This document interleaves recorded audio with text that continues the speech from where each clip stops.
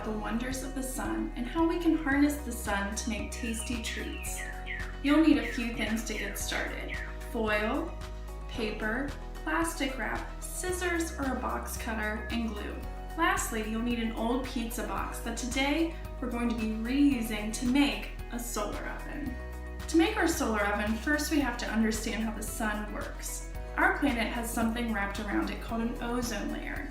The ozone acts like a heat-trapping blanket, making the Earth a good place to live. When the sunlight reaches the Earth, it passes through the ozone, with some of it bouncing back out into space and some of that light and its heat staying in our atmosphere. Some parts of the Earth react to sunlight in different ways. For instance, the oceans are a darker color, and darker colors absorb sunlight, so the oceans get hotter faster. But in the Arctic, the sunlight bounces off of the ice because it's white and doesn't absorb sunlight very well. We can think of these same relationships when we're building our solar oven. Now let's get started. We want the inside of our oven to get really, really hot to make food, but we have to design it in a way that helps. We can think of the oven as the Earth.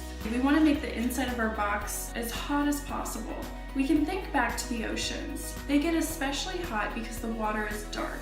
Dark colors absorb heat. So I'm going to line the inside of my box with dark paper. We also want to help guide even more sunlight to our oven to heat it up. Something reflective like foil.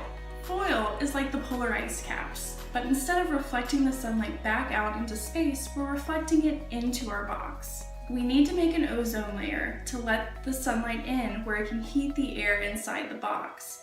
But we don't want that hot air to get out, like a greenhouse. A good tool for this is plastic wrap. Feel free to experiment with different designs. The oven I made is just one of many ways you can design it. Now let's get ready to make some s'mores.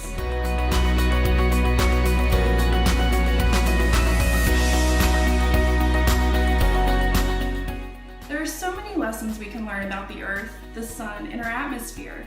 To learn more about the phenomenon of climate change, where our Earth is now getting too warm, check out my reading of the book, The Tantrum That Saved the World. I challenge you to make your own solar oven or get crafty and look for other ways around your house to reuse things you might have thrown away instead.